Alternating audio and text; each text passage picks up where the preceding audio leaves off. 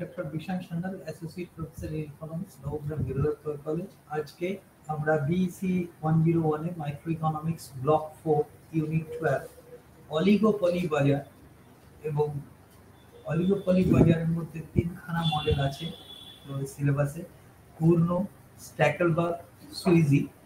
Sweezy একটা মানে মজার মডেল, পরে আসবো। যে মডেলটায় MR is equal to MC একমাত্র হয় না, আমরা যা যা করছি তার মধ্যে MR is equal to MC হয় না, এবং দাম যে অনমনীয়, মানে প্রাইস রিজিডিটি, মানে অলিগোপলি বাজারে যে চট করে দাম পরিবর্তন কেন হয় না ব্যয় বাড়লেও, সেইটা ব্যাখ্যা করার জন্য সুইজি মডেলটা ব্যবহার হচ্ছে। এবং অলিগোপলি বাজারের বৈশিষ্ট্য হলো আমাদের পূর্ণ, স্ট্যাকেলবার্গ, সুইজি, কোঅপারেটিভ ও নন কোঅপারেটিভ বিজনেস ডিলেমা। এবার কোঅপারেটিভ মানে কলিউসিভ অলিগোপলি, এটা কিছুটা আছে। আর অলিগোপলির ক্ষেত্রে যেটা ব্যাপার, যে ফিউ সেলার্স মানে অল্প সংখ্যক বিক্রেতা। এবার তার মানে কি, একে অপরের উপর নির্ভরশীল, ইন্টারডিপেন্ডেন্ট। তার মানে এখানে আর একটা আমরা ম্যাথমেটিক্যাল আঙ্কিক জিনিস, ইউনিট প্রফিট ম্যাক্সিমাইজেশন ক্যালকুলাস আমরা দেখেছি, কিন্তু তার বাইরে একটা জিনিস আমরা এখানে দেখতে পাবো, যেটা হচ্ছে গেম থিওরি। মজার জিনিস, শেষের দিকে আমি করাবো। যাই হোক, অলিগোপলি কাকে বলে? একচেটিয়া প্রতিযোগিতামূলক বাজার ছাড়া অলিগোপলি বাজার আরেকটি বাজার, যা পূর্ণ প্রতিযোগিতা এবং একচেটিয়া বাজারের মধ্যবর্তী অবস্থানে বিরাজ করে। এবার এই হচ্ছে ব্যাপার, মানে একেবারে প্রথমে হচ্ছে পূর্ণ প্রতিযোগিতা বাজার, তারপরে যদি একচেটিয়া প্রতিযোগিতা বাজার হয়, তারপরে হচ্ছে অলিগোপলি, তারপরে হচ্ছে একচেটিয়া বা মনোপলি। অলিগোপলি বাজারের বৈশিষ্ট্য: অল্প সংখ্যক বিক্রেতা প্রতিযোগিতা করে, সিদ্ধান্ত গ্রহণ তাই পরস্পর নির্ভরশীল। আমি আমার ডিসিশনের উপর, আমার সিদ্ধান্তের উপর তোমার সিদ্ধান্ত নির্ভর করবে, নির্ভরশীলতা আছে। এই জন্য আমরা প্রতিক্রিয়া রেখা এখানে একটা পাবো জিনিস, নতুন জিনিস, রিয়াকশন কার্ভ। তাহলে তোমার সিদ্ধান্ত উপর আমার সিদ্ধান্ত, আমার সিদ্ধান্তের উপর তোমার সিদ্ধান্ত। এইবার এবং প্রবেশে বাধা আছে, এবং একে অপরের যে বিভিন্ন কৌশল আছে, যেহেতু কৌশল আছে, নিয়ম আছে একটা, তাহলে এর একটা পে অফ আছে, মানে আমরা তার থেকে আমরা কিছু আয় পাই। তাহলে আমি পাবো এবং আমার প্রতিদ্বন্দ্বীও পাবে। তাহলে এই যে পে অফের ওপরেই গেম থিওরির যে তত্ত্বটা নির্ভরশীল। অন্য সমজাতীয় বা পৃথকীকৃত উভয়ই হতে পারে। হ্যাঁ, পৃথকীকৃত হতে পারে, সমজাতীয় হতে পারে। আচ্ছা, অলিগোপলি বাজারের প্রকারভেদ। ব্যাপারটা হচ্ছে অবোঝাপড়া ভিত্তিক অলিগোপলি বাজার, মানে নন কলিউসিভ অলিগোপলি, আর বোঝাপড়া ভিত্তিক অলিগোপলি বাজার, যেখানে সমঝোতা হয়ে যায়, জেনে যায় একে অপরের ব্যাপার। সেটা খুব অল্প সংখ্যকই তোমাদের আছে, কার্টেলটাই মেনলি আছে। আরো হয় কম ব্যয়ে দাম নেতৃত্ব, উদাহরণ হিসেবে দিয়েছি বাজার প্রাধান্য, দাম নেতৃত্বের firm model, dominant firm model. Barometric price লিডারশিপও হয়। হ্যাঁ, মানে একটা ফার্ম থাকবে, সে আর কি ব্যারোমিটার, তার মানে বাজার বোঝার ক্ষমতা, অন্যে কি করবে সেটা বোঝার ক্ষমতা বেশি, কারণ তার একটা মার্কেট শেয়ার এখানে ঠিক করা থাকবে, এবং এরা অনেকটা মনোপলি, একচেটিয়ার মতোই অ্যাক্ট করবে। কার্টেল হচ্ছে শেয়ার, মার্কেট শেয়ার ভাগ করে নেবে, যেটা আমাদের ওপেক কান্ট্রির ক্ষেত্রে দেখা যায়। হ্যাঁ, মানে বাজারের 40% আমার, 30% তোমার, 10% তোমার, এরকম ভাবে ভাগ করা থাকে। আচ্ছা, আর আমরা একটা একচেটিয়ার মতো এককভাবে, সমষ্টিগতভাবে একা একা আমরা কন্ট্রোল করব।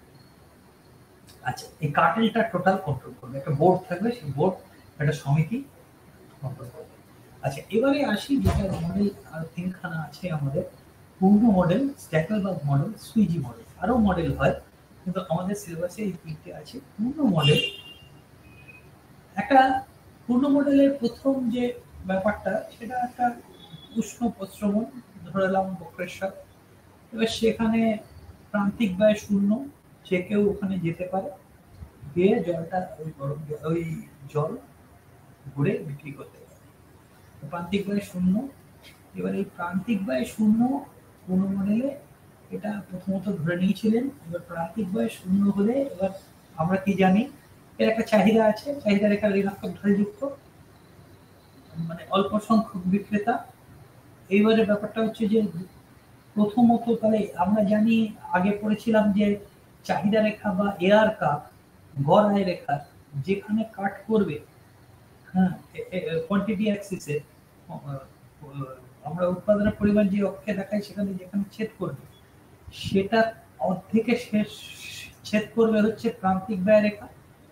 তাহলে এম.আর = এম.সি যদি শূন্য হয় তাহলে ওই যে অর্ধেকে যে শেষ করলো তার মানে টোটাল কোয়ান্টিটি আউটপুট কিউ যদি হয় তাহলে Q/2 হচ্ছে এম.আর = এম.সি হবে প্রথম জনের। এইবার Q/2 সে যখন বিক্রি করে ফেললো মানে টোটাল আউটপুটের চাহিদা যা আছে তার হাফ, তারপরে এবার বাকি অর্ধেক পড়ে রইল Q/2। এবার সেই অনুযায়ী এবার এমআর রেখা লিখলে তাহলে Q/4 দ্বিতীয় জন আবার করবে, তারপরে আবার 1/4 সে যখন করলো 3/4 এর হাফ হচ্ছে 3/8।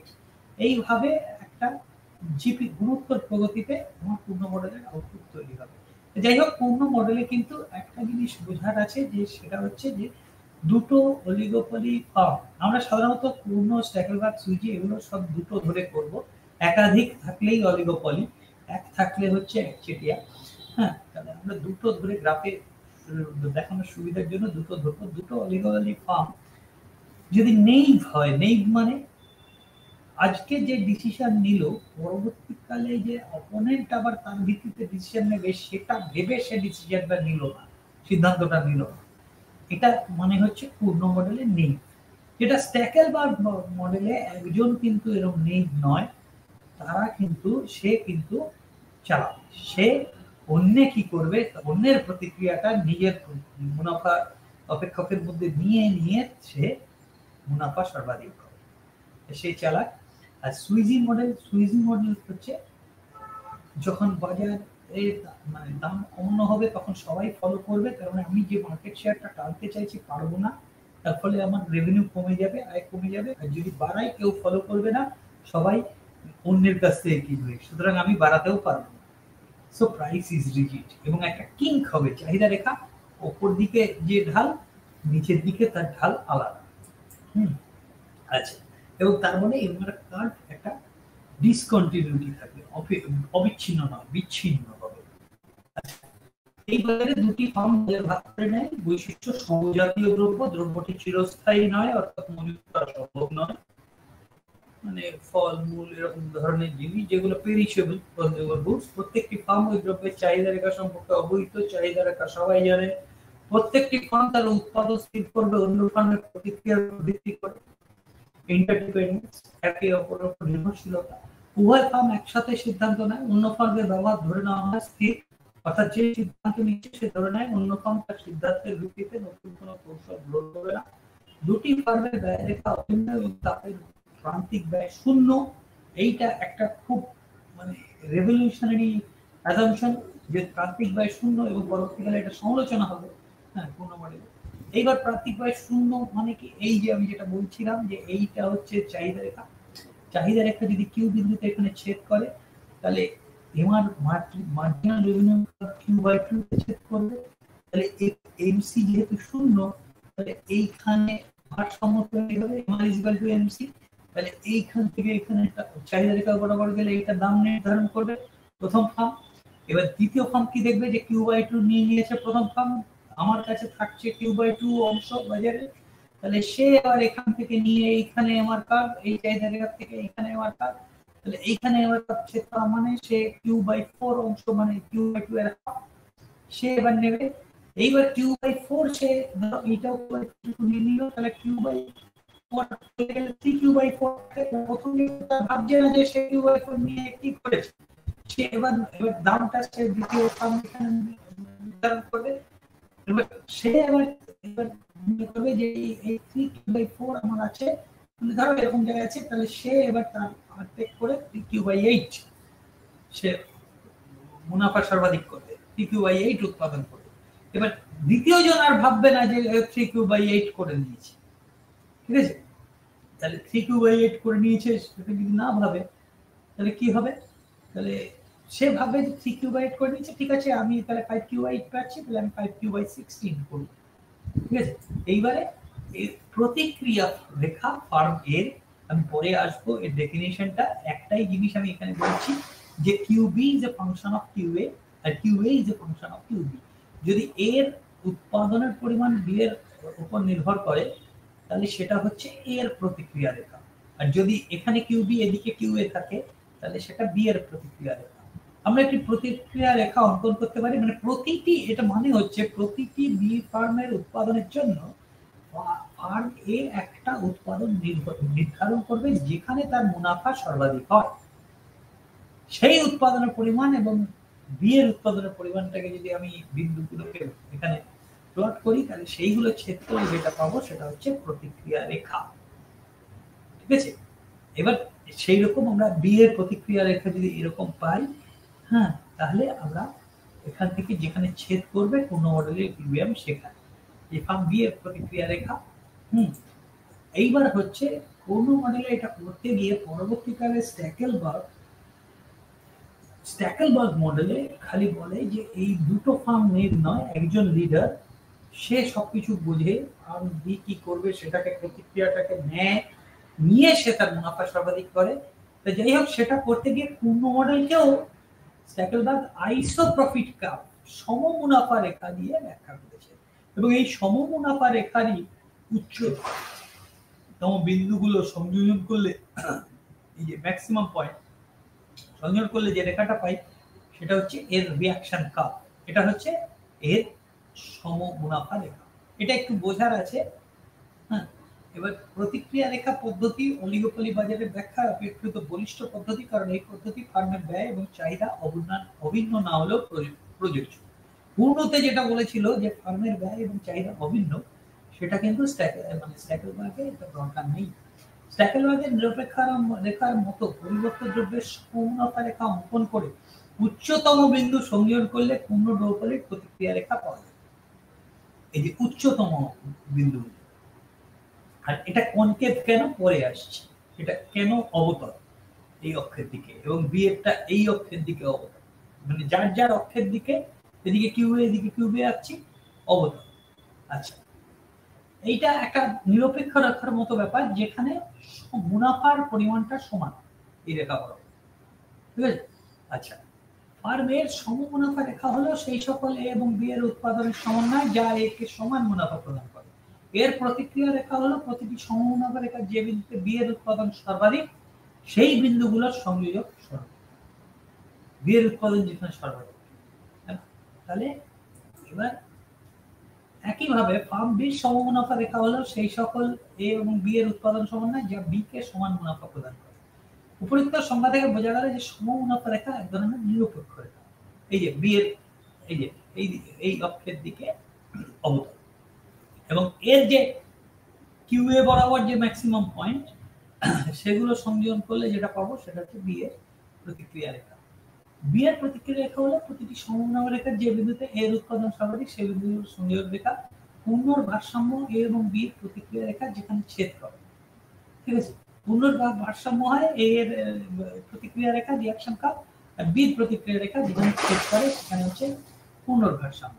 স্ট্যাকেলবার্গের উন্নত ফর্ম ধরা যাবে এ তার সমমুনাফা রেখা যেখানে বি এর প্রতিক্রিয়া রেখাকে স্পর্শ করবে সেখানে ভারসাম্য হবে, কারণ স্ট্যাকেলবার্গের উন্নত ফর্ম তার প্রতিদ্বন্দ্বী বি এর প্রতিক্রিয়া রেখাকে বুঝে নেয়, সেটা নিয়ে সে তার প্রফিট ফাংশনের মধ্যে মুনাফা অপেক্ষকের মধ্যে সেটাকে ঢুকিয়ে দেয়। রিঅ্যাকশন কার্ভটা এর কি হবে সেটা এস্টিমেট, মানে সেটা বের করে নিয়ে এর প্রফিট ম্যাক্সিমাইজেশন থেকে এবার মুনাফা সর্বাধিকরণ থেকে এবার সে তার প্রফিট ফাংশনে এর রিঅ্যাকশন কার্ভটা ঢুকিয়ে নেয়, ঢুকিয়ে নিয়ে এবার সে তার মুনাফা সর্বাধিক করে। ঠিক আছে, আচ্ছা, সমমুনাফা রেখার ধর্ম কেন অবতল? পরিবর্তন দ্রব্যের সমমুনাফা রেখা তার প্রতিদ্বন্দ্বী উৎপাদন যে অক্ষে পরিমাপ করা হয় সেই অক্ষের দিকে অবতল। যেমন এর সমমুনাফা আনুভূমিক কিউ অক্ষের দিকে অবতল এবং এর আকৃতি দেখায়। হ্যাঁ, ব্যাপারটা হচ্ছে যে এইরকম, এটা হচ্ছে এর সমমুনাফা রেখা। ধরা যাক বি1 এর উৎপাদন করার সিদ্ধান্ত নিল, বি1 উৎপাদন করার সিদ্ধান্ত নিল, তাহলে এইচ আর জি বিন্দুতে ছেদ করে, তার মানে বি এর বি1 উৎপাদনের জন্য ফার্ম পাই A1 মুনাফা পাবে। এটা হচ্ছে একটা মুনাফা শো করবে এই রেখাটা, মুনাফা পাবে যদি এইচ এবং জি বিন্দুতে উৎপাদন করে, অর্থাৎ যদি AH বা AG উৎপাদন করে, এই যে AH আর এটা হচ্ছে AG উৎপাদন করে, এবার ফার্ম বি উৎপাদন বৃদ্ধি করলে, হ্যাঁ, এইখানে যদি নেয় তাহলে এই দুটো বিন্দুতে তখন হবে, তাহলে এইখানে AGটাই প্রেফারেবল কারণ সে বেশি উৎপাদন করতে পারবে, এখানে এইটা প্রেফারেবল, এটা পছন্দসই। তাহলে এবার ব্যাপারটা হচ্ছে যে B2 তে যখন বাজারের মতো যোগান বেড়ে যাবে, দাম কমে যাবে, ফার্ম এর মুনাফা কমবে। চিত্রে ই বিন্দু পর্যন্ত এই অবধি মুনাফা কমানো যায় ফার্মে, ঠিক আছে? তাহলে তাই ফার্ম এ উৎপাদন কমবে, তার ব্যয় পরিবর্তন এবং নিট মুনাফার সমান থাকবে। এবার পাইওয়ান পরিমাণ, কারণ বাজারের চাহিদা স্থিতিস্থাপকতার ব্যয় হ্রাস হবে এবং এই উৎপাদন প্ল্যান্ট ভালো সদ্ব্যবহার হবে। এবার এইচ বিন্দু দেখায়, যদি ফার্ম এ বি এর প্রথম সিদ্ধান্তের প্রতিক্রিয়ায় কম উৎপাদন এইচ করে, তাহলে সে পাই এ ওয়ান অর্জন করবে, প্রফিট মুনাফা। যদি ফার্ম বি তার উৎপাদন বৃদ্ধির সিদ্ধান্ত বা B2 B3 এরকম বাড়ে, হ্যাঁ, বিই পর্যন্ত, হ্যাঁ, কি হবে, ফার্ম এর প্রতিক্রিয়া দেবে তার উৎপাদন বৃদ্ধি করে, মুনাফা সমান থাকবে যদিও বাজারে দাম হ্রাস পায়, কারণ বাজারে চাহিদা স্থিতিস্থাপকতা এবং ব্যয় হ্রাস হবে, এর উৎপাদন প্ল্যান ভালো সদ্ব্যবহার করা হবে। সমমুনাফা রেখা যত ফার্মের অক্ষ থেকে দূরে তত মুনাফা কম, মানে এই ডিস্টেন্সটা যত বেশি, এটা এর তো, এটা যত বেশি, ঠিক আছে, তত মুনাফা কম, যত কাছে হবে অক্ষের তত মুনাফা বেশি, ঠিক আছে? তার মানে আমি যদি বলি যে এইটার মুনাফা পরিমাণ বেশি, এটা তার থেকে কম, এটা তার থেকে কম, এটা তার থেকে কম, বিয়ের ক্ষেত্রে, আর এর ক্ষেত্রে এইটা সব থেকে বেশি, এটা তার থেকে কম, এটা তার থেকে কম, এটা তার থেকে কম। আচ্ছা, এবার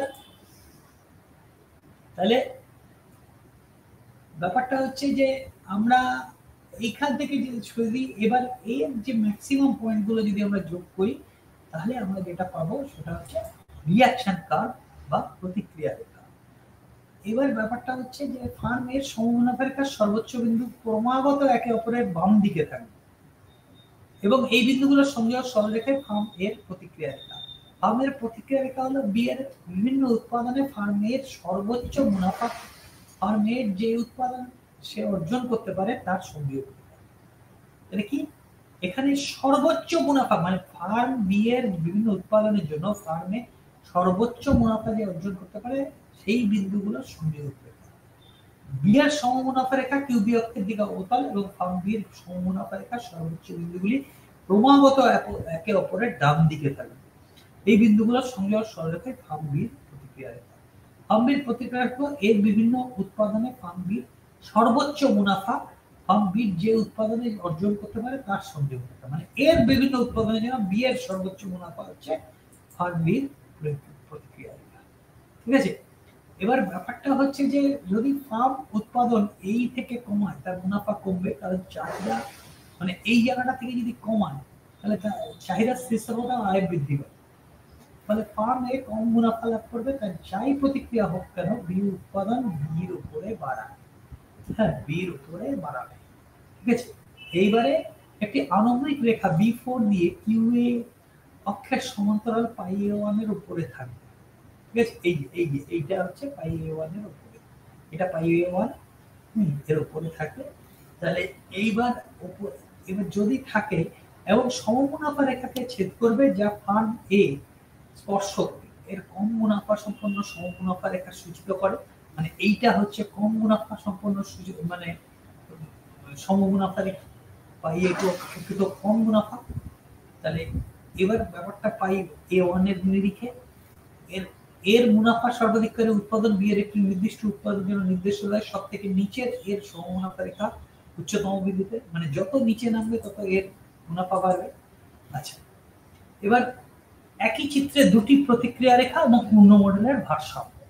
বীর এই যে মানে তোমার পরস্পর ডান দিকে, তাহলে এরকম ভাবে বীর রিঅ্যাকশন কার্ভ পেলাম, প্রতিক্রিয়া রেখা এইভাবে আমি এই প্রত্যেকটা আইসোপ্রোপিক কার্ভের মাথাগুলো যোগ করলে পরপর বাঁ দিকে, তাহলে এরকম পেলাম। এই দুটো যেখানে ছেদ করলো এটা হচ্ছে পূর্ণ রিপিল, পূর্ণ ভারসাম্য। পূর্ণ মডেলের ভারসাম্য যখন দুটো প্রতিক্রিয়া রেখা পরস্পরকে ছেদ করে তখন আর তাদের আর এখান থেকে সরে যাওয়ার টেন্ডেন্সি থাকে না, কারণ দুজনেই খুশি। তার উৎপাদনে স্থির রাখবে, কারণ নেই, তারা অভিজ্ঞতা থেকে শিক্ষা নেয় না। কিন্তু এর প্রতিক্রিয়া দেবে বেশি উৎপাদন A2 করে। যদি এবার এইটা B1 রাখে, তারপর দেখে প্রতিক্রিয়া কি দেবে, এইখানটা A2 করবে, হ্যাঁ, আর এর প্রতিক্রিয়া রেখা বরাবর। তারপরে হচ্ছে A2-র জন্য আবার ফার্ম বি এই জায়গাটায় করবে উৎপাদন, ঠিক আছে। এই জায়গাটায় করলে এইখানে আসবে, আবার আস্তে আস্তে এই ভারসাম্য বিন্দুর দিকে যাবে। সেরকম এদিককার কোনো বিন্দু নিয়েও দেখবো যে এই বিন্দুতে গিয়ে, তার মানে এটা স্টেবল ইকুইলিব্রিয়াম, ঠিক আছে। এই হচ্ছে আমার পূর্ণ মণ্ডলের ভারসাম্য, দুটো প্রতিক্রিয়া রেখা যখন ছেদ করে। এটা একভাবে দেখালাম। এবার এখানে একটা ম্যাথমেটিক্যাল মডেল করে দেখানো আছে, আজকে সময় হবে না, হ্যাঁ। এবার ব্যাপারটা হচ্ছে যে একটাই জিনিস আমি বলে দিয়েছি, এর মধ্যে যে কস্ট ফাংশন, দুজনের দুই রকম কস্ট ফাংশন, এবং প্রত্যেকেই মুনাফা সর্বাধিক করছে, এটা চাহিদা রেখা, ঠিক আছে। এবার ব্যাপারটা হচ্ছে যে রিয়াকশন ফাংশন আর কিছুই না, এখানে দুজনের এই যে x = x1 + x2, দুজনের উৎপাদনের যোগফল হচ্ছে টোটাল উৎপাদন, ঠিক আছে। এবং চাহিদা রেখাটা কিন্তু এই টোটাল উৎপাদনটাকে নিয়ে হচ্ছে, ঠিক আছে। তাহলে এবার ব্যাপারটা হচ্ছে ∂x/∂x1, হ্যাঁ। এবার এইখানে আমরা যদি ডেরিভেটিভ নেই x1 আর x2 রেসপেক্টে, কারণ রেভিনিউটা একজনের, মানে রেভিনিউ হচ্ছে p × x1, ঠিক আছে, p × x1, আর একজনের রেভিনিউ হচ্ছে p × x2, ঠিক আছে। তাহলে কিন্তু চাহিদা রেখাটায় কিন্তু a + b x1 + x2, কারণ এটা x আছে, তাহলে x1 ও থাকবে, x2 ও থাকবে, আর মাইনাস f x1 x2, ঠিক আছে। এটা হচ্ছে কস্ট কার্ভ। এবার ব্যাপারটা হচ্ছে যে আমরা এখান থেকে আমরা যদি মানে কস্ট কার্ভটাকে আমরা এটাকে আনি f1 x1, আর কস্ট কার্ভ দুজনের হচ্ছে f2 x2, তাহলে আমরা যেটা পাবো সেটা হচ্ছে যে এখান থেকে আমরা ডেরিভেটিভ করে এখানে মার্জিনাল রেভিনিউ বার করলাম, প্রান্তিক আয় বার করলাম, প্রান্তিক আয় রেখা বার করে এবার এখানে হচ্ছে প্রান্তিক ব্যয় রেখা বার করবো। এবার প্রান্তিক আয় আর প্রান্তিক ব্যয় সমান হবে যখন প্রফিট ম্যাক্সিমাইজেশন। এইখান থেকে আমি Q1 কে যদি Q2 টার্মে, Q1 হচ্ছে এর উৎপাদন, Q2 টার্মসে লিখি, তাহলে হচ্ছে এটা Q1 এর প্রতিক্রিয়া রেখা। আর এখান থেকে Q2 কে যদি Q1 এর টার্মসে লিখি এই কন্ডিশনটা থেকে, তাহলে হচ্ছে এটা দ্বিতীয় ফর্মের প্রতিক্রিয়া রেখা, ঠিক আছে।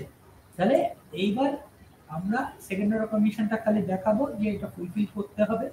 এবার আমরা এখানে পিপিটিতে দিয়ে দিয়েছি একটা উদাহরণ, হ্যাঁ, তো দিয়ে জাস্ট আমরা প্রফিট ম্যাক্সিমাইজেশন করে মুনাফা সর্বাধিক করে দুটো প্রতিক্রিয়া রেখা আঁকবো, এই ম্যাথমেটিক্যালি বার করব, করে সেটাকে Q1 কে Q2 এর টার্মসে লিখবো যদি ফার্ম 1 এর প্রফিট ফাংশন হয়, মুনাফা অপেক্ষক হয়, আর Q2 কে Q1 এর টার্মসে লিখবো যদি ফার্ম 2 সেটা মুনাফা অপেক্ষক হয়, এবং সেটা হবে ফার্ম 2 এর প্রতিক্রিয়া রেখা, আর প্রথমটা হবে হচ্ছে ফার্ম 1 এর প্রতিক্রিয়া রেখা। এবং দুটো Q1 আর Q2 দুটো ইকুয়েশন, দুটো ভেরিয়েবল, ফার্ম 1 এর প্রতিক্রিয়া রেখা এবং ফার্ম 2 এর প্রতিক্রিয়া রেখা, দুটি সমীকরণ এবং দুটি চলরাশি Q1 আর Q2 সলভ করে দেবো। এটা হচ্ছে পূর্ণ সলিউশন। এবার স্ট্যাকেলবার্গ তাহলে আলাদা কি? স্ট্যাকেলবার্গ হচ্ছে, আমি ধরে নিলাম ফার্ম 1 হচ্ছে লিডার, সে সব কিছু বোঝে, সে কিন্তু দেখবে ফার্ম 2 রিঅ্যাকশন কার্ভটা এই ঠিক পূর্ণর মতো করেই বার করবে। মানে ফলোয়ার, মানে যে অনুসরণকারী স্ট্যাকেলবার্গের, সে কিন্তু পূর্ণর যে অলিগোপলি ফার্ম তার মতো, ঠিক আছে, সে কিন্তু আলাদা কিছু নেই। তাহলে আমি রিঅ্যাকশন কার্ভটা বার করবো, প্রতিক্রিয়া রেখাটা এইভাবে ম্যাথমেটিক্যালি বার করবো, করে এইবারে সেইটাকে বসাবো হচ্ছে প্রথম জনের প্রফিট ফাংশন, মুনাফা এই এখানে অপেক্ষা। এবার সেইটা বসিয়ে নিয়ে সেই রিলেশনটা মানে কি, ওখানে x2 in terms of x1 একটা আসবে, তাহলে এই ফাংশনটাই আমি x2 in terms of x1 বসাবো, বসিয়ে এবার সলভ করব, করে যেটা সলভ হবে x1 যেটা বেরোবে, এখান থেকে x1 বেরোবে, সেটা অনুযায়ী এবারে টোটাল আউটপুট থেকে সেই মানে এটা বাদ দিয়ে দিলে x2 পেয়ে যাবে। এইটা হচ্ছে স্ট্যাকেলবার্গ সলিউশন, ঠিক আছে। আচ্ছা,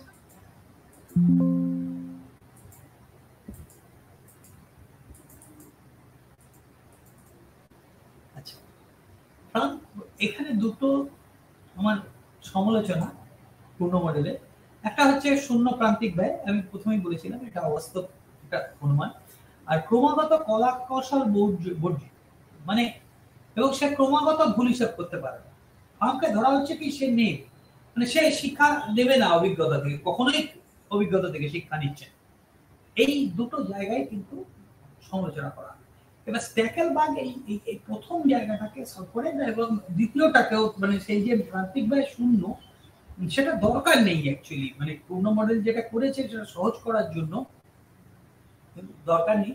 এবার স্ট্যাকেলবার্গ বলে কি যে উন্নত ফার্ম তার প্রতিযোগীর প্রতিক্রিয়া রেখাকে সঠিকভাবে অনুধাবন করে তারপর সেই প্রতিক্রিয়া রেখা নিজের মুনাফা অপেক্ষাকে গ্রহণ করে, তারপরে সে তার মুনাফা সর্বাধিক করে। তার মানে এই অনুসরণকারী ফার্ম হচ্ছে কলা কৌশল বর্জিত, তারা অভিজ্ঞতা থেকে শিক্ষা নেয় না। কিন্তু যিনি মানে লিডার ফার্ম, মানে নেতৃত্ব দানকারী ফার্ম, তিনি কিন্তু অনুধাবন করতে পারেন এই যে যারা অনুসরণকারী ফার্ম তারা কি করতে চলেছে, তার রিঅ্যাকশন কার্ভ বা প্রতিক্রিয়া রেখা কি, সেটাকে সেই জন্য সেই প্রফিট ফাংশনের মধ্যে নিয়ে যাবে। নিয়মিত স্ট্র্যাটেজিক গেম থিওরি, এইবার যা প্রথমে নির্ধারণ করে যে কোনটি লিডার বা নেতার ভূমিকা পালন করবে, তারপরে অন্য পার্টিগুলি তার পরিবর্তে প্রয়োজনীয় স্ট্র্যাটেজি নির্ধারণ করবে। তাহলে এখানে আমরা বুঝতে পারছি যে অলিগোপলি মডেলে মারাত্মকভাবে একজন অপরের উপর নির্ভরশীল। এবং আমি যদি একটা উদাহরণ দিই, যে যখন 5G মার্কেটে, 4G মার্কেটে জিও আসে ভারতীয় অর্থনীতিতে, তখন তারা ফ্রি ইন্টারনেট পরিষেবা দেয়। ফ্রি ইন্টারনেট পরিষেবা কি করে দেয় সেটা অন্য প্রশ্ন, কিন্তু এই যে দেওয়া, তারপরে কিন্তু এয়ারটেল, ভোডাফোন, আইডিয়া তখন এবং আরো যে স্মার্ট বা টাটা, মানে এরা প্রত্যেকে মোবাইলের যে দাম, মানে মোবাইল পরিষেবার জন্য যে দাম, সেই দামটা কমাতে বাধ্য, ঠিক আছে। এবং তখন যেহেতু 4G মার্কেটে জিও ঢোকে, তাদের একটা সুবিধা হয়, তারা লিডার ফার্ম হয়। কারণ হচ্ছে তাদের কাছে স্ট্র্যাটেজিক্যালি, মানে এই যে তাদের কাছে কিন্তু পুরো মানে ইনফ্রাস্ট্রাকচার কিচ্ছু ছিল না, তারা মার্কেটে ঢোকে 4G যখন আসে তখন, এবং তারা ঢুকে কি করে 4G সেটের মোবাইল সেট যারা বিক্রি করে সেই কোম্পানি কিছু শেয়ার কেনে, এবং জিওর যে সিম সেটা কিন্তু 4G ছাড়া চলবে। এবার এই জায়গাটা থেকে মানে এইবার আস্তে আস্তে কিন্তু মনোপলি পাওয়ারটা বাড়ে, এবং আস্তে আস্তে ভোডাফোন, আইডিয়া, এখন যেটা আছে বিএসএনএল এর একটা জায়গা আছে, এয়ারটেল আছে, জিও আছে, আর ভোডাফোন আইডিয়া মার্জ হয়ে গেছে, ঠিক আছে। এবার অলিগোপলি একদম মানে প্রকৃষ্ট উদাহরণ এটা। হ্যাঁ, এবার ব্যাপারটা হচ্ছে জিও যে স্ট্র্যাটেজি নিচ্ছে, তারপরে সেই অনুযায়ী অন্যান্যরা সেই অন্যান্য স্ট্র্যাটেজি নিচ্ছে, ঠিক আছে। এই মডেলটি লিডারটি প্রথমে নিয়ন্ত্রণ নিয়ে আগে চিন্তা করে এবং তারপরে অন্য পার্টিগুলি স্ট্র্যাটেজির উপর ভিত্তি করে তার নিজের স্ট্র্যাটেজি নির্ধারণ করে। রিঅ্যাকশন কার্ভ হলো একটি উপাদান যা স্ট্যাকেলবার্গ মডেলে ব্যবহার করা হয়। রিঅ্যাকশন কার্ভ সাধারণত একটি গ্রাফিক্যাল প্রদর্শন যা প্রতিস্থাপন পদ্ধতির উপর অবলম্বন করে। হ্যাঁ, এটি একটি গুরুত্বপূর্ণ ব্যাপার যা নিয়মিত স্ট্র্যাটেজিক গেম থিওরিতে ব্যবহৃত হয়। আমি লাস্টে যখন আসবো গেম থিওরিটা নিয়ে বলবো, এবং স্ট্যাকেলবার্গ মডেলে একটি প্রধান উপাদান হিসেবে ব্যবহার করা হয়। এবার স্ট্যাকেলবার্গ কি করছে, স্ট্যাকেলবার্গের জাস্ট ছবিটা দেখলেই হবে, পুরনো ইকুইলিব্রিয়াম এইটা। এবার স্ট্যাকেলবার্গ কি করছে, এবার স্ট্যাকেলবার্গ যদি বি লিডার হয়, এইটা হচ্ছে স্ট্যাকেলবার্গ ইকুইলিব্রিয়াম। কি হচ্ছে, তার আইসো প্রফিট কার্ভ এখানে, এবার এটা এর রিঅ্যাকশন কার্ভ, সে জানে, বি জানে যে এর রিঅ্যাকশন কার্ভ কি, বি লিডার, তাহলে এর রিঅ্যাকশন কার্ভ ডেরিভেশন হয়ে গেল। এইবার সে যত এদিকে যাবে মুনাফা বাড়বে, যেই মুহূর্তে স্পর্শ করবে এর রিঅ্যাকশন কার্ভকে, এখানে ইকুইলিব্রিয়াম হবে, ঠিক আছে। এখানে এ এই বি আগে ঠিক করবে যে এই পরিমাণ উৎপাদন করব এবং তার রিঅ্যাকশন হিসেবে এইটা উৎপাদন করবে। এটা স্ট্যাকেলবার্গ ভারসাম্য, যেখানে বি লিডার। এবার যখন এ লিডার, যত নিচের দিকে যাব তত এর প্রফিট বেশি, বির যে প্রতিক্রিয়া রেখাটা নেবে, এবার কি করবে, এ এইখানে দেখবে এইখানে তার প্রফিটটা আরো বাড়ানো যায় নামালে, তাহলে এই জায়গাটায় যাওয়া সম্ভব না বির প্রতিক্রিয়া রেখা অনুযায়ী। এই জায়গাটায় যখন এর আইসো প্রফিট কার্ভটা সম মুনাফা রেখাটি যখন বির প্রতিক্রিয়া রেখার সাথে স্পর্শক হবে, তখন আমার ইকুইলিব্রিয়াম ভারসাম্য হবে। তাহলে তখন প্রথমত এই উৎপাদনটা নির্ধারণ হবে এবং সেটার থেকে রিঅ্যাকশন কার্ভ প্রতিক্রিয়া রেখা অনুযায়ী বির উৎপাদন নির্ধারিত হবে। ঠিক আছে? আচ্ছা, স্ট্যাকেলবার্গ ইকুইলিব্রিয়াম, হ্যাঁ, বা এরকম কোনো জায়গায় হতে পারে যে কে লিডার তার উপর নির্ভর করছে, এ না বি লিডার, 1 না 2 লিডার। আর পূর্ণ ইকুইলিব্রিয়াম, পূর্ণ ইকুইলিব্রিয়াম মধ্যে দুটো প্রতিক্রিয়া রেখা ছেদ বিন্দুতেই হবে। আচ্ছা, এইবারে আমরা আসছি শেষ মডেলটা আমাদের নন কলিউশিবল লিগোপলিন। আর কার্টেলের খুব সুপারফিশিয়ালি জাস্ট ব্যাপারটা বললেই হবে। পল সুইজি এই মডেলটি প্রবর্তন করে। এই মডেলে ফার্ম তার দাম পরিবর্তন করতে ভয় পায়, কারণ সে জানে দাম কমালে অন্য ফার্ম দাম কমিয়ে দেবে, তার বিক্রি খুব একটা বাড়বে না, আর দাম বাড়ালে অন্যরা বাড়াবে না, ফলে সে ক্রেতা হারাবে। এই মডেলটি ব্যাখ্যা করে অলিগোপলি বাজারে দাম সহজে পরিবর্তন হয় না কেন, মানে ব্যয় বাড়লেও দাম খুব একটা চট করে পরিবর্তন করতে চায় না। এটি দাম নির্ধারণকারী মডেল নয়, একমাত্র মডেল যেখানে কন্ডিশনটা মুনাফা সর্বাধিকরণে। আমরা পূর্ণ প্রতিযোগিতা বাজার পড়েছি, একচেটিয়া বাজার পড়েছি, আমরা অলিগোপলি বাজার পড়েছি, সব জায়গায় MR is equal to MC একমাত্র মডেল বাজারে যেখানে কিন্তু MR is equal to MC নয়। তাহলে কি MR greater than MC, MR less than MC? না, কোনোটাই না। তাহলে কি, বরং ব্যয় পরিবর্তন হলেও অলিগোপলি বাজারে দাম অনমনীয় কেন তা ব্যাখ্যা করে সুইজি মডেল। ঠিক আছে? আচ্ছা, এবার ব্যাপারটা হচ্ছে এইটা যে যখন সে কেন দাম পরিবর্তন করতে ভয় পায়, কারণ দাম কমালে অন্য ফার্ম দাম কমিয়ে দেবে, তার বিক্রি খুব একটা বাড়বে না। তার মানে এটা অস্থিতিস্থাপক এই পোর্শনটা। ঠিক আছে? অস্থিতিস্থাপক। আর যখন বাড়াবে তখন তাকে কেউ অনুসরণ করবে না, সে তাহলে ভোক্তা হারাবে, তার ফলে তার আয় কমেও যেতে পারে, সেই জন্য সে সেই ঝুঁকিটাও নেবে না, দাম কমাতেও চাইবে না ছোট করে। ঠিক আছে? এবং এখানে স্থিতিস্থাপক। এবার ব্যাপারটা হচ্ছে যে এই হচ্ছে কোণযুক্ত চাহিদা রেখা, এইখানে এইখানে। এবার স্থিতিস্থাপক চাহিদা রেখা দাম বৃদ্ধি ভোক্তার পরিমাণ অনেকটা হ্রাস করে। আচ্ছা, অনেকটা হ্রাস করিয়ে দেয় স্থিতিস্থাপক, এটা অস্থিতিস্থাপক। ঠিক আছে? ফ্ল্যাট হয় আমরা জানি স্থিতিস্থাপক চাহিদা রেখা, অনেক ঢাল কম হয়, ঢাল বেশি হয় হচ্ছে অস্থিতিস্থাপক চাহিদা রেখা। দাম হ্রাসের ফলে ভোক্তার পরিমাণ খুব একটা বাড়ে না, কারণ মানে অন্যান্যরাও দাম হ্রাস করিয়ে তার যে মার্কেট শেয়ারটা বাড়ার কথা সেটা বাড়তে দেয় না বাজারে যে অংশীদারি, কিন্তু এখানে কেউ ফলো করবে না দাম বাড়ালে। ঠিক আছে? তাহলে এই কোণযুক্ত চাহিদা রেখা, তাহলে এইখানে দেখো এই যে ডি অংশ রেখাটা আসছে তার হাফ এইখানে আসবে। ঢালটা বোঝার জন্য এটা বলছি, কিন্তু এই পোর্শনটা এই মার্কআপটা মানে নেই, এই প্রান্তিকা রেখা এই পোর্শনে যাবে না, আর এই প্রান্তিকা রেখা এই অংশে যাবে না। তাহলে এই জায়গাটায় একটা ডিসকন্টিনিউটি, মানে এইখানে কন্টিনিউয়াস নয় প্রান্তিকা রেখাটা। তাহলে এই বরাবর যদি প্রান্তিক ব্যয় গড় ব্যয় ওঠানামা করে, দাম একই থাকবে, দাম এটাই থাকবে। কারণ ডি অংশ যেখানে চাহিদা রেখা বি বিন্দুতে সংযুক্ত, ওই উৎপাদনে এমআর রেখা দুভাগে বিভক্ত এবং বিচ্ছিন্ন। ঠিক আছে? এবার উৎপাদন স্থির ডি এবং ই তে, আর এই দুটি বিন্দুর মধ্যে এমসি পরিবর্তন হলে দাম ডি বিন্দুতে পি1। ঠিক আছে? এই পি1 এটা। আচ্ছা, এবার MR greater than MC, MR less than MC নয়, কিন্তু MR is equal two MCO নয়, ছেদ করেনি কিন্তু। ঠিক আছে? গ্রেটার দ্যান এমসিও নয়, লেস দ্যান এমসিও নয়। তাহলে এই অংশে প্রান্তিক ব্যয় ওঠানামা করলেও দাম একই থাকবে। তাহলে লিগোপলি বাজারে মানে ফার্মের দাম অনমনীয় কেন সেটা ব্যাখ্যা করে সুইজি মডেল।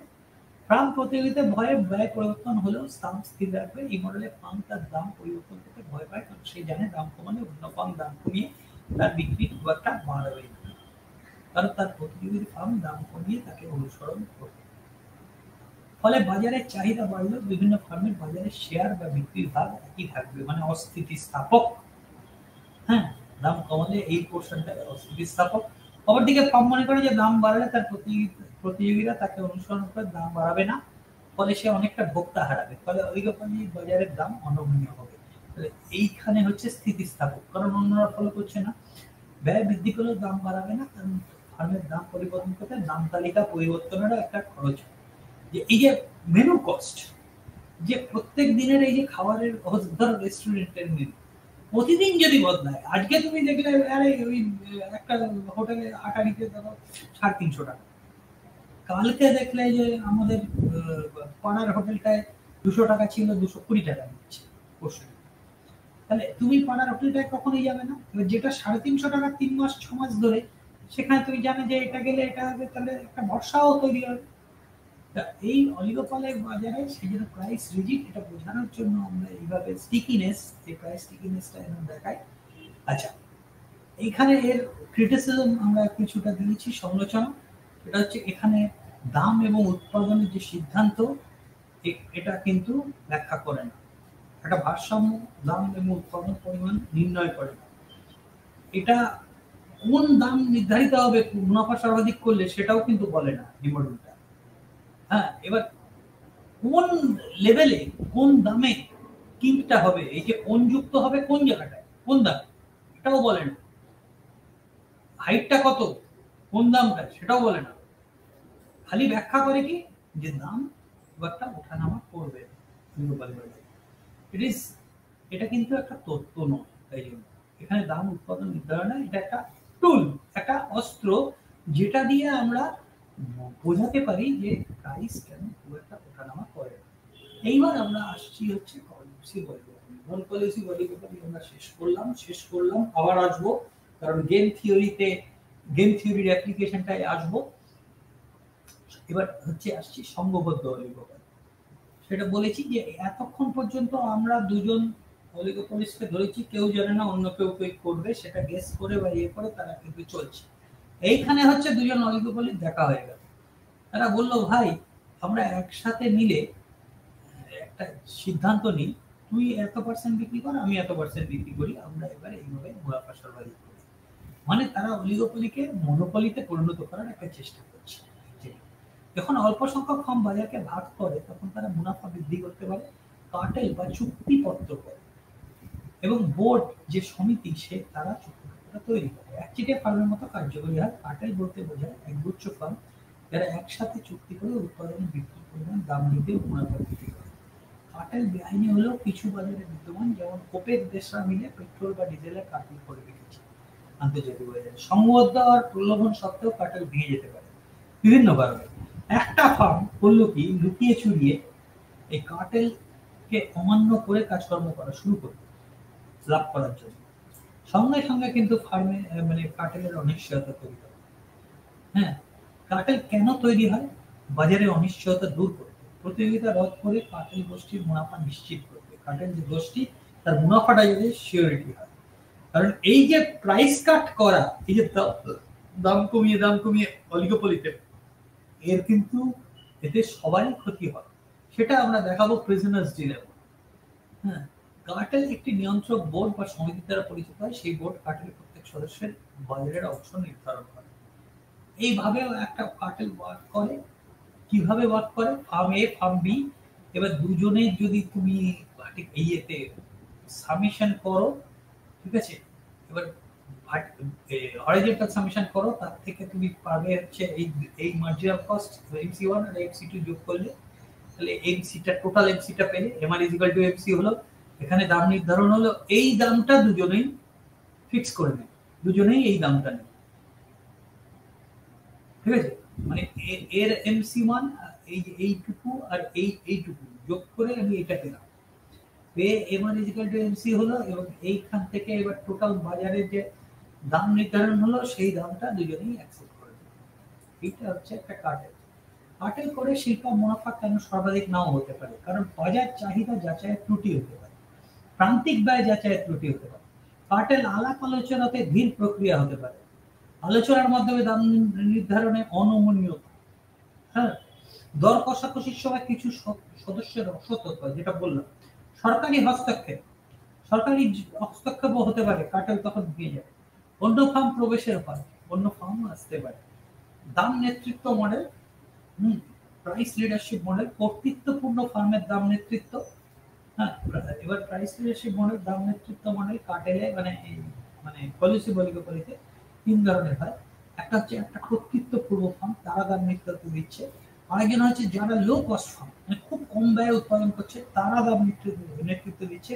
আর ব্যারোমেট্রিক দাম নেতৃত্ব মানে হচ্ছে যারা ব্যারোমিটার মানে যারা পুরো ব্যাপারটা মার্কেটটাকে অন্যরা কি করছে সেগুলোকে বোঝে, সেই তাদের বোঝার থেকে অন্যরা বুঝে দেয়, তারা মাথা ঘামায় না, তারা খরচপাতি করে না এটা বোঝার জন্য। ঠিক আছে, কর্তৃত্ব ফার্মের পূর্ণ ফার্মের যে বাজারে একটি বড় অংশের ভাগিদার এবং বেশ কিছু ছোট ফার্মের বাজারের ভাগ খুব কম, বাজারের মোট চাহিদা জানে কর্তৃত্বপূর্ণ ফার্ম ছোট ফার্মগুলির এমসির একটা সম্পর্কে অবহিত, মানে সে একটা বড় অংশের মানে বাজারের একটা বড় অংশ তার, এবং বেশ কিছু ছোট ফার্ম বাজারের ভাগ খুব কম তাদের, অন্যান্যগুলো হচ্ছে ছোট ফার্ম। এবং কর্তৃত্বপূর্ণ ফার্ম বাজারের চাহিদা জানে এবং ছোট ফার্মগুলোর মার্জিনাল কস্ট প্রান্তিক ব্যয় জানে। ঠিক আছে, তাহলে এই ডোমিনেন্ট প্রাইস লিডারশিপ এইভাবে। আচ্ছা, প্রতিটি দামে কর্তৃত্বপূর্ণ ফার্ম বাজারে সেই অংশটুকু যোগান দেবে যেখানে ছোট ফার্ম যোগান দিতে অসমর্থ। ঠিক আছে, মানে তারা কি করছে, ছোট ফার্ম কি করছে দেখে নিয়ে বাকিটা বলে নিচ্ছে যে এইটা আমাদের, অতএব আমি সেই অনুযায়ী আমরা যোগান দেব। ঠিক আছে, এবার এমসি ইজিক্যাল টু এম। হ্যাঁ, ছোট ফার্ম হচ্ছে দাম গ্রহীতা, তাদের ব্যয় কাঠামোর উপর নির্ভর করে তারা মুনাফা সর্বাধিক করতে পারবে কিনা সেটা নির্ভর করছে। তাদের ব্যয় কাঠামো কিরকম, তারা সর্বাধিক মুনাফা নাও করতে পারে ছোট ফার্মগুলো, কিন্তু বড় ফার্ম যেটা সে করবে। আচ্ছা, কম ব্যয় সম্পন্ন ফার্মের দাম নেতৃত্ব, ধরা যাক প্রত্যেকটি ফার্ম একই আয় এবং ইমান রেখার সম্মুখীন, কিন্তু তাদের ব্যয় রেখা ভিন্ন। ঠিক আছে, এবার যাদের ব্যয় কম সে গুরুত্ব পাবে। ব্যারোমেট্রিক ফার্মের বর্তমান বাজারের পরিস্থিতি সম্পর্কে ধারণা বেশি ভালো, তার ক্ষমতা আছে অন্য প্রতিযোগীকে সঠিকভাবে বাজারের ভবিষ্যৎ সম্পর্কে আগাম ধারণা করা। এই ফার্ম অতীত নিরীক্ষণ করে অর্থনৈতিক পরিবর্তনের সর্বোত্তম পূর্বাভাসকারী বলে খ্যাত, পূর্বাভাস ফোরকাস্টিং করতে পারে তারা বাজারটাকে। অন্যান্য ফার্ম এই ব্যারোমেট্রিক ফার্মকে অনুসরণ করে মাত্র, কারণ তারা ক্রমাগত ব্যয় এবং অর্থনৈতিক পরিবর্তন পরিমাপ করার অবিচ্ছিন্ন প্রচেষ্টাকে এড়িয়ে যেতে চায়। খেলা, এইবারে আমি সব থেকে ইন্টারেস্টিং জায়গায় আসি, এটা একটা গাণিতিক একটা পদ্ধতি। অলিগোপলি ফার্মে আমরা জানি একে অপরের উপর আমরা প্রচন্ডভাবে নির্ভরশীল। এবার সেইখানে আমরা যখন আমরা চেস খেলি, দাবা খেলি, বা যে কোনো খেলা খেলি, ইভেন লুডো খেলি, ঠিক আছে, তোমার একটা স্ট্র্যাটেজির উপর আমার একটা স্ট্র্যাটেজি নির্ভর করে, তাই তো? এবার কিছু নিয়ম থাকে, সেই নিয়মগুলো আমাদের পালন করতে হয়, রুলস অফ দ্য গেম। আমি একটা স্ট্র্যাটেজি নেবো, তুমি একটা পাল্টা স্ট্র্যাটেজি নেবে। এবার পে অফ কি? পে অফ হচ্ছে ড্র, অথবা আমি জিতবো নয় তুমি জিতবে, দুজনে মিলে জিতবে। ঠিক আছে, এবার ব্যাপারটা হচ্ছে যে খেলা তত্ত্ব হলো সেই পদ্ধতি যে এই পারস্পরিক নির্ভরতাকে স্বীকৃতি দিয়ে এবং অন্যদের প্রত্যাশিত ব্যাপারকে মাথায় রেখে ফার্মগুলোর কৌশলগত আচরণ ব্যাখ্যা। খেলা তত্ত্ব হলো সেই অঙ্কের তত্ত্ব যা জন ভন নিউম্যান এবং অস্কার মর্গেনস্টাইন প্রবর্তন করেন দুটি পরস্পর বিরোধী পরিস্থিতিতে সিদ্ধান্ত গ্রহণকে পর্যালোচনা করে। যেমন ধরো তোমরা দুজন বন্ধু আছো, দুজনের বন্ধুর কাছে ধরো একটা ৫ টাকার কয়েন, একটা ১০ টাকার কয়েন আছে। এবার আমাদের সিদ্ধান্ত হলো যদি কয়েন দুটো মিলে যায়, দুজনে জানবে না, অজান্তে পকেট থেকে বার করবে, যদি কয়েন দুটো মিলে যায় তাহলে একজন পাবে, আর যদি না মেলে, একজন ৫ টাকা একজন ১০ টাকা, তাহলে আরেকজন পাবে। তাহলে এবার ধরো আমি ৫ টাকার কয়েন বার করলাম, তুমি ১০ টাকার কয়েন বার করলে, আমি বললাম তাহলে সেক্ষেত্রে এটা তুমি পাবে, তাহলে ৫ আর ১০ ১৫ টাকা তুমি পেয়ে গেলে। এবার আমি ৫ টাকার কয়েন বার করলাম, তুমি ৫ টাকার কয়েন বার করলে, তাহলে আমি ৫ টাকা পেয়ে গেলাম। এবার এখানে হচ্ছে এটা কনস্ট্যান্ট সাম গেইন, মানে আমার লস মানে তোমার গেইন, আমার গেইন মানে তোমার লস। তোমার ৫ টাকা লস হলো মানে আমার ৫ টাকা গেইন, এটা হচ্ছে কনস্ট্যান্ট সাম গেইন, যেটাকে জিরো সাম গেইনে পরিণত করা যায়। মানে এই ৫ টাকা ৫ টাকা ১০ টাকা যে আমি পেলাম, এটার মানে আমি বলতে পারি আমার পে অফ হচ্ছে আমার খেলা শেষে আমার পাওনা হচ্ছে 5 টাকা প্লাস, আর তোমার -5। আর যদি আমি 5 টাকা তুমি 10 টাকা বার করো, তাহলে তোমার পে অফ হচ্ছে +5, আমার -5। এবার দুজনেই যদি 10 টাকা বার করি, তাহলেও আমি পাবো আমার +10, তোমার -10। আর দুজনেই যদি দুজনে না, আমি 10 টাকা বার করলাম, তুমি 5 টাকা বার করলে, তাহলে তোমার পে অফ হচ্ছে -10, আর আমার পে অফ হচ্ছে -10, তোমার পে অফ হচ্ছে +10। This is game theory. এবার ব্যাপারটা হচ্ছে গেমে খেলার 3টে বৈশিষ্ট্য। একটা হচ্ছে খেলার নিয়ম, যে কোনো খেলার নিয়ম থাকে, সেই নিয়ম পালন করে প্রত্যেককে খেলতে হয়, এবং সেই খেলার নিয়মের ভিত্তিতে কৌশল থাকে, এবং সেই কৌশলের পরে একটা প্রাপ্তি থাকে, খেলা জেতা হারা ড্র। এইবার এখানে এর অনুমান কি, প্রত্যেক সিদ্ধান্ত গ্রহণকারী এখানে খেলোয়াড় যথা অলিগোপলি ফার্মের কাছে 2 বা ততোধিক নির্দিষ্ট পছন্দের ক্রম, যাকে কৌশল বলে। প্রত্যেকটি সম্ভাব্য কৌশল সমন্বয়ে, আমার কৌশল তোমার কৌশল দুজনে মিলে খেলছি, একটা নির্দিষ্ট অন্তিম পর্যায়ে উভয় খেলোয়াড়কে একটা প্রাপ্তি দিয়ে খেলা শেষ হয়। কেউ একজন কিছু পাবে, মানে হয় আমি পাবো, নয় তুমি পাবে। তুমি নেগেটিভ পেতে পারো, আমি পজিটিভ পেতে পারি, তুমি পজিটিভ পেতে পারো, আমি নেগেটিভ পেতে পারি, কিন্তু কেউ একজন কিছু পাবে আলটিমেটলি খেলা শেষে। প্রত্যেক খেলোয়াড়ের খেলা এবং তার প্রতিদ্বন্দ্বী সম্পর্কে সম্পূর্ণ জ্ঞান আছে, অর্থাৎ সে খেলার সব নিয়ম জানে আর অন্যদের প্রাপ্তিও জানে।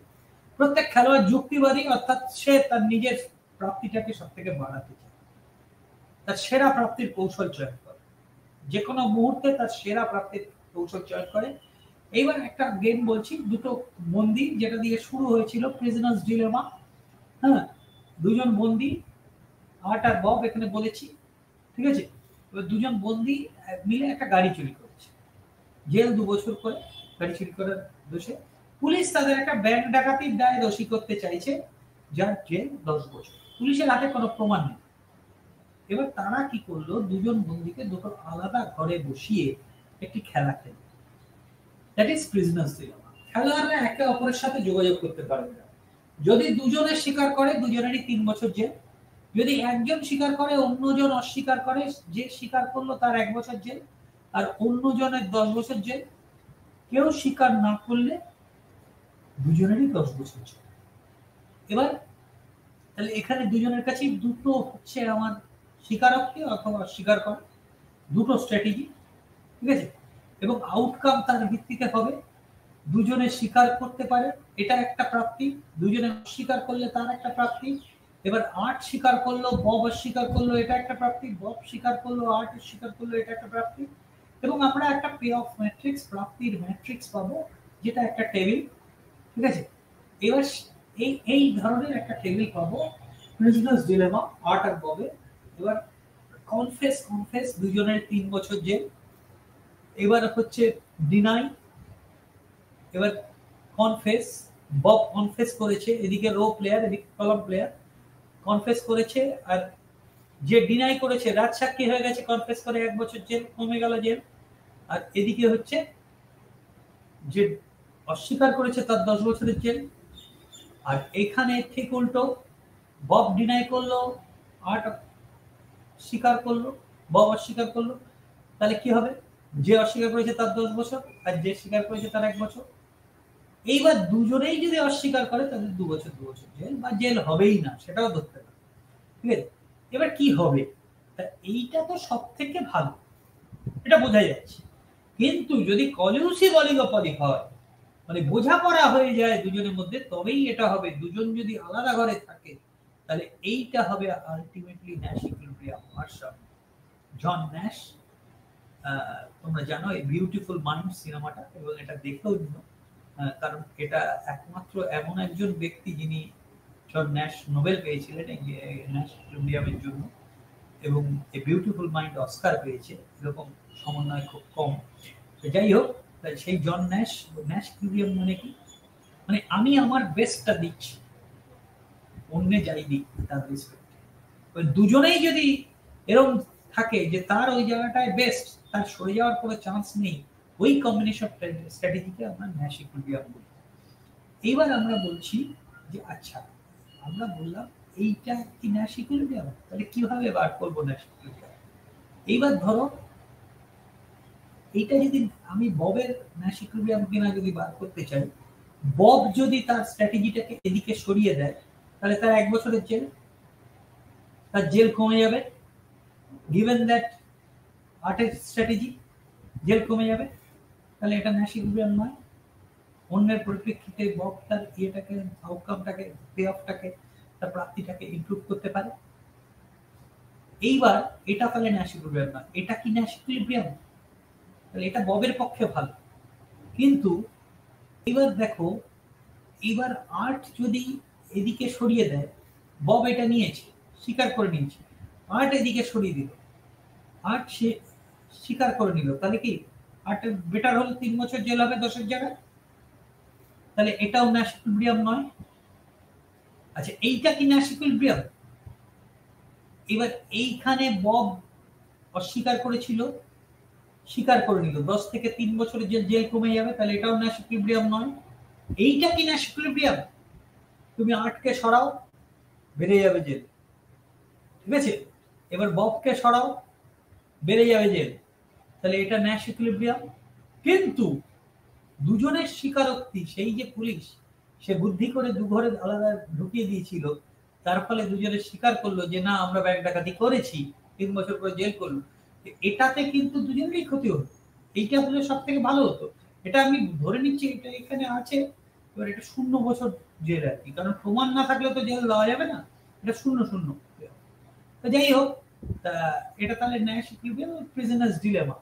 তারা না বুঝে, মানে তারা যেহেতু জানে না একে অপরে কি করছে, তারা কিন্তু সব থেকে খারাপ জিনিসটাই চয়ন করবে।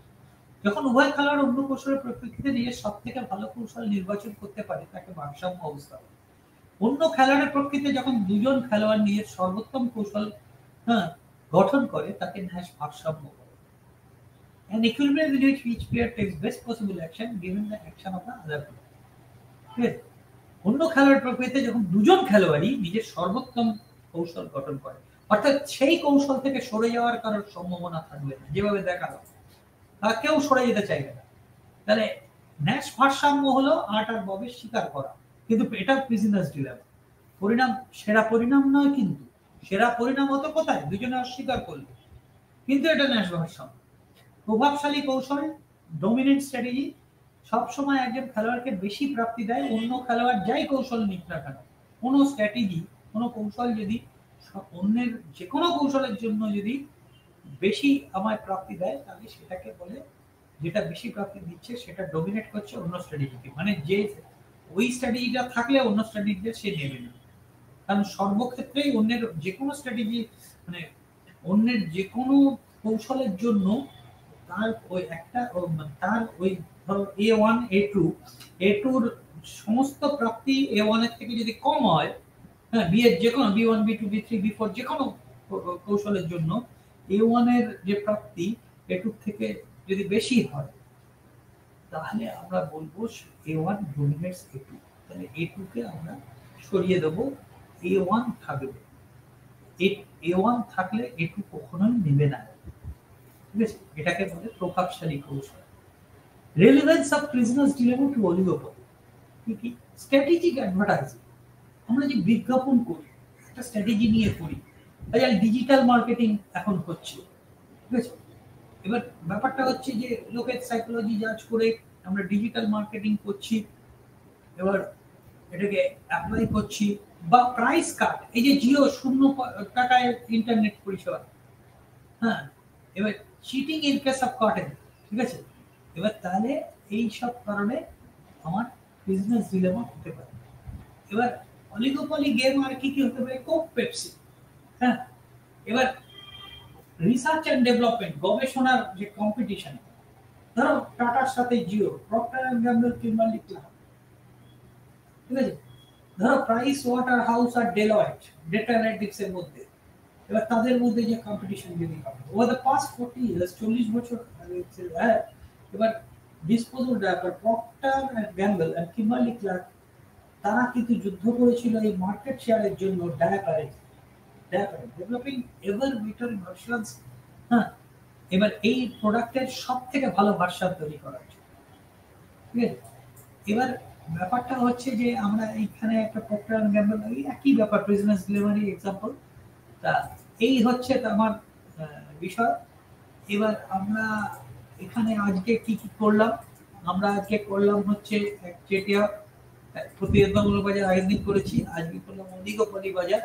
এবং অলিগোপলি বাজারে আমরা দেখলাম যে পূর্ণ মডেলের কি দুজনে অভিজ্ঞতা থেকে শিক্ষা নেয় না, দুজন বিক্রেতা, হ্যাঁ, এবং জিরো কস্ট দিয়ে আমরা দেখলাম যে অর্ধেক অর্ধেক অর্ধেক করে মানে কিভাবে আস্তে আস্তে একটা ফার্ম।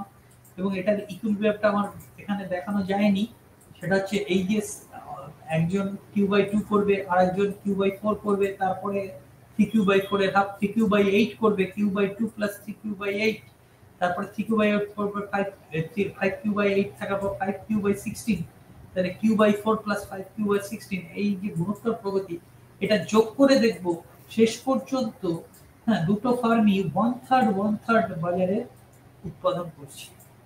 তাহলে এবার আমার যদি পূর্ণ প্রতিযোগিতার বাজার হতো তাহলে কি করতাম, আমার তো দাম ইজিক্যাল টু প্রান্তিক ব্যয় হতো। তার মানে কি, যেখানে প্রান্তিক ব্যয় রেখা তো শূন্য, প্রান্তিক ব্যয় এখানে শূন্য পূর্ণ মডেল, তাহলে যেখানে ওই কিউ অ্যাক্সিসে দাম রেখা ছেদ করেছে সেইখানে ভারসাম্য হতো। ঠিক আছে, এইবারে আমরা কিন্তু সেটা পাবো না। আলটিমেটলি পূর্ণ মডেলের 2/3 আমরা, ওটা 2/3 মানে টোটালটা কিউ, আমরা 2/3টা মার্কেটের একটা Q/3 হচ্ছে প্রথম জন করবে আর দ্বিতীয় Q/3 হচ্ছে দ্বিতীয় জন করবে। ঠিক আছে, তাহলে এইটা জিপি সিরিজটা করে আমরা আলটিমেটলি যোগ করবো, এটা পাবো। হ্যাঁ, আজকে মানে এর সময়ের অভাবে দেখানো যায়নি সেটা। যাই হোক, আমরা পূর্ণ মডেলে ভারসাম্য দেখবো, এবং পূর্ণ মডেল যেখানে হচ্ছে দুজন ক্রেতাই হচ্ছে, এবং আইসো প্রফিট কার্ভ এটা খুব গুরুত্বপূর্ণ, এবং সেখান থেকে আমাদের প্রতিক্রিয়া রেখা, এবং এই প্রতিক্রিয়া রেখা দুটো যেখানে ছেদ করলো, আইসো প্রফিট কার্ভ অ্যাকচুয়ালি স্ট্যাকেলবার্গের অবদান, হ্যাঁ, কিন্তু পূর্ণ মডেলকেও ব্যাখ্যা করা যায়। হ্যাঁ, এইবার ব্যাপারটা হচ্ছে স্ট্যাকেলবার্গ করলো কি, যে এই আইসো প্রফিট কার্ভ একজন লিডার, অর্থাৎ একজন হচ্ছে তোমার নেতৃত্ব দিচ্ছে, যে কিন্তু তার ফলোয়ার যে অন্যান্য ফার্মের ব্যবহারটাকে বুঝতে পারছে, তাদের প্রতিক্রিয়াটাকে সে নিয়ে নিচ্ছে, সে বুঝে নিয়ে তার মুনাফা যে অপেক্ষক তার মধ্যে ঢুকিয়ে সে কি করছে, সে এবার তার মুনাফা সর্বাধিক করছে। ঠিক আছে, এটা হচ্ছে স্ট্যাকেলবার্গ মডেল, এবং এটা কোয়ান্টিটি লিডারশিপ মডেল। আর একটা বার্নার্ড মডেল হয়, ওটা প্রাইস লিডারশিপ। এই পূর্ণ স্ট্যাকেলবার্গ সবই আমরা উৎপাদনের পরিমাণ কত এই সিদ্ধান্ত নিয়ে করলাম, বাট এটা দাম দিয়ে যদি মানে কিউএ কিউবি যদি না থাকতো, এক্স আর ওয়াই এফ পি, যদি পিএফ পিবি থাকতো, তাহলে সেটা হয়ে যেত বার্নার্ড মডেল। হ্যাঁ, বার্নার্ড মডেল। আচ্ছা, এবার ব্যাপারটা হচ্ছে যে সুইজি মডেলে কি হলো, সুইজি মডেল কিন্তু কোনো দাম বা পরিমাণ নির্ধারণের মডেল নয়, এটা হচ্ছে কোনযুক্ত চাহিদা রেখা দিয়ে ব্যাখ্যা করলো যে প্রাইস কেন রিজিড, মানে দাম কেন খুব একটা পরিবর্তন হয় না অলিগোপলি বাজারে, ব্যয় পরিবর্তন হলো। এরপরে আমরা কি করলাম, এইবারে হচ্ছে কনডিউসিভ অলিগোপলি, মানে বোঝাপড়ার ভিত্তিতে অলিগোপলি, কার্টেল। হ্যাঁ, কার্টেলের কি এখানে খুব গ্রাফিক্যাল ম্যাথমেটিক্যাল খুব বেশি আসে না। তো যাই হোক, এবার কার্টেল কি শর্ট নোট বা হ্যাঁ ব্যারোমেট্রিক প্রাইসিং, কম ব্যয় দাম নেতৃত্ব, কার্টেল কাকে বলে, বাজার প্রাধান্যের নেতৃত্বের হাব মডেল। এইবার পূর্ণ মডেল এবং স্ট্যাকেলবার্গ মডেলে আমরা দেখলাম যে একটা যদি স্ট্র্যাটেজি নেয়, তার প্রেক্ষিতে ফার্ম এ এর একটা স্ট্র্যাটেজি, ফার্ম বি বিভিন্ন স্ট্র্যাটেজি নিতে পারে। এবার সে সবসময় তার সর্বোত্তম স্ট্র্যাটেজিটা নেবে, এবং এইটাকে আমরা দুজনের দুটো বিভিন্ন সেট অফ স্ট্র্যাটেজি, মানে বিভিন্ন স্ট্র্যাটেজি থাকতে পারে, সেইটাকে আমরা গেম থিওরি দিয়ে, হ্যাঁ, খেলা তত্ত্ব দিয়ে ব্যাখ্যা করতে পারি, গেম থিওরি দিয়ে, এবং গেমের ম্যাট্রিক্স দিয়ে আমরা ন্যাশ ইকুইলিব্রিয়ামটা শেখালাম সেখানে, এবং প্রিজনার্স ডিলেমা দিয়ে শুরু করলাম যে দুজন বন্দী দুটো লড়াই থাকলে কি হবে, তারপরে ন্যাশ ইকুইলিব্রিয়াম দিয়ে আমরা বোঝালাম যে অলিগোপলিতে কিভাবে এই পূর্ণ মডেল বা স্ট্যাকেলবার্গ মডেলে আমরা ভারসাম্যে আসতে পারি গেম থিওরি।